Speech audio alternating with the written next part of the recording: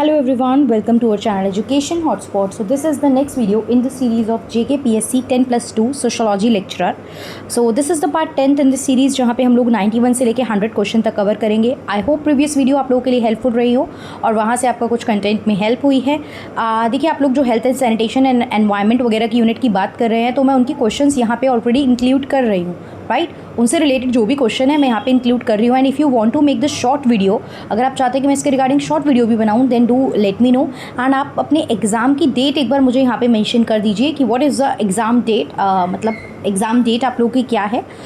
तो उसके बेसिस पे हम लोग यहाँ पे और चीज़ें और कंटेंट को भी कवर करने की ट्राई करेंगे. एंड इफ़ यू वांट, जो मैंने मिलेनियम डेवलपमेंट गोल की शॉर्ट वीडियो बनाई थी एक, उस तरीके की मैं और शॉर्ट वीडियो क्रिएट करूँ with regard to your examination, then do let me know. तो उसमें हम छोटे छोटे टॉपिक्स को बिल्कुल शॉर्ट फॉर्म में कवर करेंगे so that can help you in your examination. तो चलिए अपना क्वेश्चन नंबर 91 यहाँ पे देखते हैं. So the question is that which sociologist introduced the distinction between the formal and informal means of social control. social control के formal and informal means होते हैं. राइट, फॉर्मल मतलब सोशल कंट्रोल, मतलब society में कंट्रोल लगाना. Formal मतलब जैसे कि बाय द लॉ के थ्रू आप रिस्ट्रिक्शंस लगा रहे हो, कुछ ऐसी लॉ लेजिस्लेशन रूल्स आप लेके आ रहे हो, जुडिशरी आप पे कंट्रोल लगा रही है that you can not do this. Right, वो फॉर्मल मीन्स होते हैं. इनफॉर्मल मीन्स होते हैं कि जैसे हम कई बार ये एक्शन नहीं करते कि सोसाइटी के चार लोग क्या कहेंगे, हमारे कल्चर में ये प्रैक्टिस इतनी प्रिवेलेंट नहीं है. सो ये सब चीज़ें जो होती हैं आपकी family values, tradition, modes, public opinion, ये भी कई बार आपकी बिहेवियर को कंट्रोल करते हैं. तो ये सारे इनफॉर्मल मीन्स होते हैं. तो फॉर्मल इनफॉर्मल होते क्या हैं ये हमें समझ में आ गया, बट ये डिस्टिंक्शन कि सोशल कंट्रोल फॉर्मल और इनफॉर्मल हो सकता है ये किसने दिया था.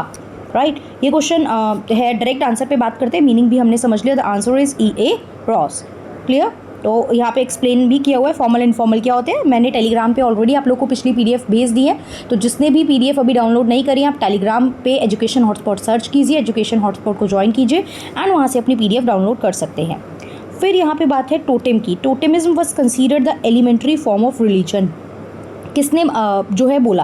देखिए टोटेम क्या होता है. टोटेम की जब हम बात करते हैं तो टोटेम होता है कोई भी ऑब्जेक्ट, किसी भी ऑब्जेक्ट, एनिमल्स, प्लांट के साथ आप एक रिलीजियस वैल्यू अटैच कर लेते हो. कि जैसे हम देखते हैं ना कि इस पर्टिकुलर चीज़ में हमारी देवी हैं, आप एक पत्थर को गॉड मान के वहाँ पे पूज रहे हो. वो कुछ नहीं है, कोई मूर्ति नहीं है, कोई भगवान नहीं है, बस एक फॉर एग्जाम्पल एक शिला, एक पत्थर की फॉर्म में चीज़ रखी है.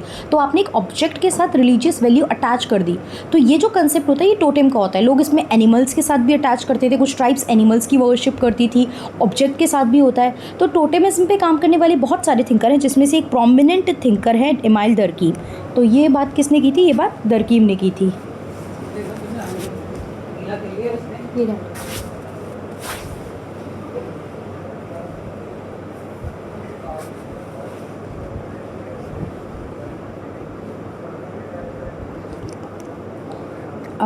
सो नेक्स्ट क्वेश्चन पे मूव करते हैं. अकॉर्डिंग टू दरकीम टोटेम क्या रिप्रेजेंट करता है. देखिए मैंने अभी आपको बताया, एक्सप्लेन करा, उसी से रिलेटेड फर्दर क्वेश्चन आ गया कि ये क्या सिर्फ एनिमल स्पीसीज़ की बात करते हैं, ये एक कलेक्टिव आइडेंटिटी की बात करते हैं, individual belief of a person की बात करते हैं, the power of the state. देखिए स्टेट की तो पावर की बात ही नहीं है.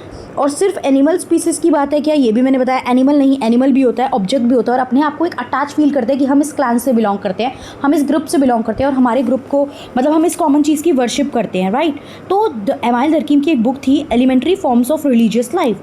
राइट, 1912 में ये बुक रिलीज़ हुई थी, elementary form of religious life, जिसमें उन्होंने ऑस्ट्रिया, मतलब उन्होंने स्टडी करा था ऑस्ट्रेलियन एब्रोजिनिस को, जहाँ पे वो टोटेम की स्टडी करते हैं और अपनी बुक में रिप्रेजेंट भी करते हैं. तो वो ये कहते हैं कि टोटेम जो है क्लैन को रिप्रेजेंट करता है, कि we belong to this clan, और एक उनकी कलेक्टिव आइडेंटिटी को शो करता है. यहाँ नीचे एक्सप्लेनेशन है.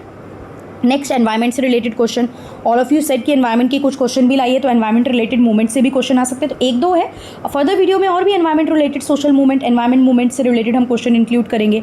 यहाँ पे बात की गई है very basic movement, that is Chipko movement. Chipko movement किससे रिलेटेड था आपको पता है. देखिए ये जो चिपको मूवमेंट की जो बात की जाती है ये उत्तराखंड के एक विलेज को लेके था. उत्तराखंड के एक विलेज को लेके था. वहाँ पे फॉरेस्ट की कटिंग हो रही थी. वहाँ पे फॉरेस्ट की कटिंग को प्रिजर्व करने के लिए, उसको बचाने के लिए वहाँ की जो मेजरली फीमेल थी, दे हग द ट्रीज. उन्होंने ट्री को हग करा that you can not cut these trees.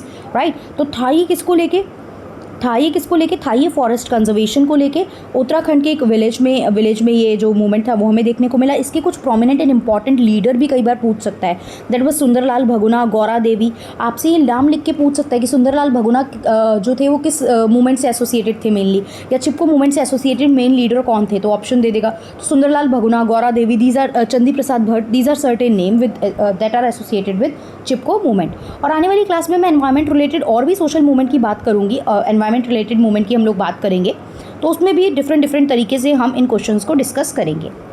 Who is considered as the pioneer of human ecology. देखिए ह्यूमन इकोलॉजी का कंसेप्ट आ गया। Human ecology, social ecology, cultural ecology, ये सब इंपॉर्टेंट कंसेप्ट हो जाते हैं।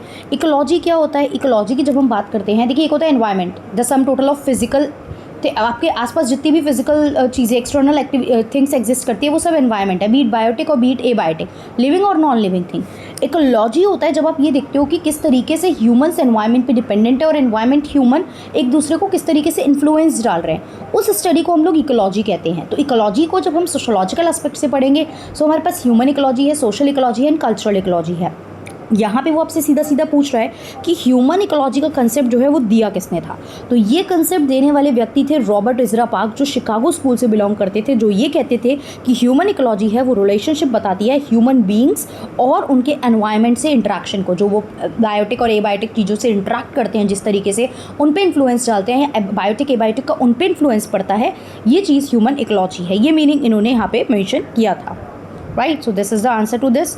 Next, Which thinker linked, again human ecology से related एक क्वेश्चन आ गया, which thinker links human ecology with the process of invasion, dominance, succession and equilibrium in cities। देखिए invasion क्या होता है, इन्वेजन का मतलब क्या होता है, जब कोई एक पर्टिकुलर जना किसी, फॉर एग्जांपल कोई इंसान दिल्ली में रहता है, वो दिल्ली से कलकत्ता शिफ्ट हो गया, तो वो वहाँ पे इन्वेड करके गया, वो न्यू था उस पर्टिकुलर जगह से। तो जब भी, ये सिर्फ इंसानों की बात नहीं है, कोई एनिमल भी, जैसे आपने देखा था अभी अफ्रीका से यहाँ पे एनिमल्स लाए गए थे इंडिया के फॉरेस्ट में रखने के लिए, राइट। तो आप एक नई जगह जा रहे हो, अभी एक बीच में बहुत ज़्यादा चला था एक माधुरी नाम की एलिफेंट को, शी वॉज नॉट वेल, तो उसे वंतारा, जो अंबानी, इसका अनंत अंबानी का एक वो है एनिमल्स प्रिजर्वेशन को लेके बनाया गया है, वहाँ शिफ्ट करा, उस पर भी बहुत ज़्यादा मूवमेंट, बहुत ज़्यादा लोगों ने कॉन्ट्राडिक्ट करा उस चीज़ों को। तो ये क्या है, ये होता है इन्वेजन। जब एंट्री, कोई नया ग्रुप किसी पर्टिकुलर एरिया में एंट्री करता है। डोमिनेंस का मतलब आप सबको पता है, वही मतलब है जब एक ग्रुप दूसरे लोगों को, मतलब किसी एक जगह के रिसोर्सेज को एक ग्रुप डोमिनेट कर रहा है कि this area belongs to us, यहाँ के रिसोर्सेज, यहाँ की चीज़ें हमसे रिलेट करती हैं। जैसे फॉर एग्जांपल आप किसी नई जगह गए, आप इन्वेट करके कहीं और गए, वहाँ के जो लोग हैं, वहाँ जो लोग रह रहे हैं, they consider themselves as the owner, they are living there. आप नए हो उस जगह पे, तो वो अपनी डोमिनेंस दिखाने की कोशिश करेंगे। सक्सेशन क्या होता है कि जो एक चीज़ दूसरे को रिप्लेस कर देती है over a period of time, right. एक चीज़, जैसे फॉर एग्जांपल किसी एक जगह पे कोई एक कास्ट के लोग ज़्यादा थे, बट धीरे धीरे दूसरी कास्ट के लोग आते गए, तो पुरानी कास्ट के लोग तो धीरे धीरे कम होते गए, वो दूसरी जगह शिफ्ट हो गए या समथिंग, और जो नई कास्ट के लोग इन्वेट कर रहे थे वो इतने ज़्यादा हो गए कि उन्होंने पुरानी कास्ट, उनके कल्चर, उनकी वैल्यूज़ को पूरी तरीके से क्या कर दिया, रिप्लेस कर दिया। तो ये सक्सेशन है, राइट। इसको हम एनवायरनमेंट में भी बात कर सकते हैं, environment related plant and animal kingdom में भी हम इस चीज़ को पुट अप कर सकते हैं। फिर इक्विलिब्रियम बैलेंस सिचुएशन होती है, बैलेंस पैटर्न होता है, राइट, जहाँ पे चीज़ें बैलेंस आउट सिचुएशन में इवेंचुअली धीरे धीरे करके इमर्ज करती हैं। तो ये बात करी किसने थी कि जो ह्यूमन इकोलॉजी है उसमें ये सारी चीज़ें हमें देखने को मिलती हैं, राइट। तो इसका आंसर है Robert Ezra Park and E Burgess, right. 97 question देखते हैं। हाँ, ये सारी चीज़ें लिखी हुई हैं। 97 में हमारे पास यहाँ पे है पैट्रिक गीट्स को लेके क्वेश्चन। पैट्रिक गीट्स जो कि एक तरीके से क्या थे, पॉइनियर थे इकोलॉजिकल थिंकिंग के, उनको किस चीज़ के लिए जाना जाता है, उन्होंने किस चीज़ में मेजर काम किया था। तो इनका जो मेजर काम था that was related to town planning and regional survey, कि किस तरीके से एक एरिया को आप प्लान करोगे। पैट्रिक गीट जो थे वो एक बायोलॉजिस्ट भी थे, सोशोलॉजिस्ट भी थे, टाउन प्लानर भी थे, राइट। उन्होंने इकोलॉजी, अर्बन प्लानिंग, इसके रिगार्डिंग काफ़ी कुछ काम किया। देखिए यहाँ पे हम मेंशन करा हुआ है, ये इकोलॉजी को इन्होंने लिंक करा था सोशोलॉजी से, कि किस तरीके से ये जो इकोलॉजी ह्यूमन और एनवायरनमेंट के इंट्रैक्शन की स्टडी है, ये सोशोलॉजी में भी इंक्लूडेड है, और अर्बन प्लानिंग की बात की थी। इन्होंने रीजनल सर्वे की बात की और उन्होंने बताया कि किस तरीके से पीपल और एनवायरनमेंट जो हैं, और किस तरीके से उनकी जो सेटलमेंट होती है, द वे जिस तरीके से वो रहेंगे, उनके घर होंगे, ये आपस में एक दूसरे से रिलेट करेंगे। इनका एक फेमस वर्क भी है, प्लेस, वर्क और फोक, प्लेस मतलब जोग्राफी, किस जगह पे आप रह रहे हो, वर्क मतलब क्या काम आप कर रहे हो, your economic activity, your earning, source of earning, और फोक मतलब सोसाइटी, जो आपस में ये जो लोग होते हैं किस तरीके से ये सारे फैक्टर्स आपस में रिलेट करते हैं, राइट। तो ये मॉडर्न टाउन प्लानिंग के एक इंपॉर्टेंट थिंकर्स जो हैं वो माने जाते हैं, जिन्होंने ये बोला कि प्लानिंग जो की जाती है, जो टाउन प्लानिंग अर्बन प्लानिंग आप करते हो, वो इकोलॉजिकल और सोशल दोनों फैक्टर को देख के की जानी चाहिए।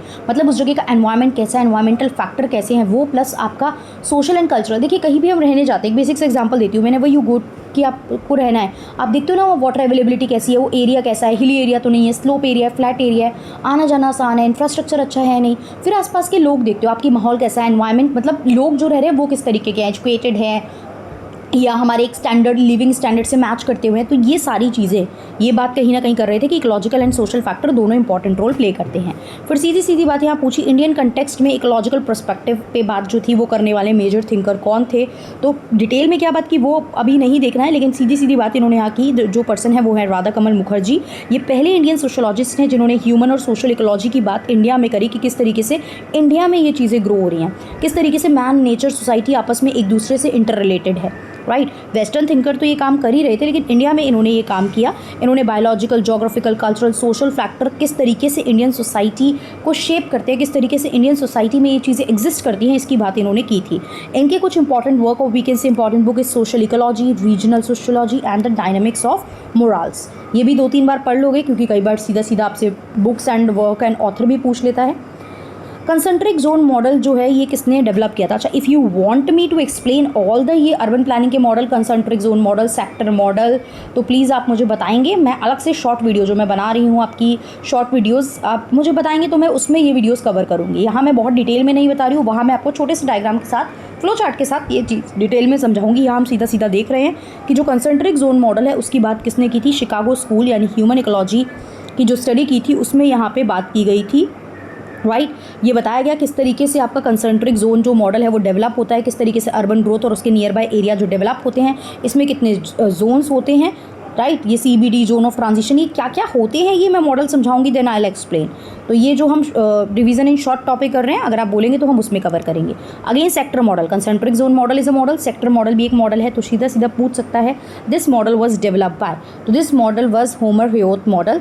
आपसे पूछ सकता है होमर हयोत मॉडल जो है उसका दूसरा नाम क्या है, ऐसे दे दे तो सेंट्रिक जोन इस तरीके से ऑप्शन देगा, तो ये आपका सेक्टर मॉडल जो है वो है। इन्होंने 1939 में प्रपोज किया था सेक्टर मॉडल, जो कंसेंट्रिक जोन मॉडल का एक थोड़ा सा मॉडिफिकेशन था। इन्होंने क्या बोला, इन्होंने बोला कि सिटीज़ जो है वो हमेशा परफेक्ट सर्कल में ग्रो नहीं करती हैं, जो the thing that you are showing हमेशा उससे नहीं ग्रो करती हैं। कई बार आपके जो बिजनेस डिस्ट्रिक्ट है उससे बियॉन्ड, उससे आउटवर्ड भी सिटीज़ मूव करती हैं, उससे आउटवर्ड भी हमें पॉपुलेशन और लोग रहते हुए देखने को मिलते हैं।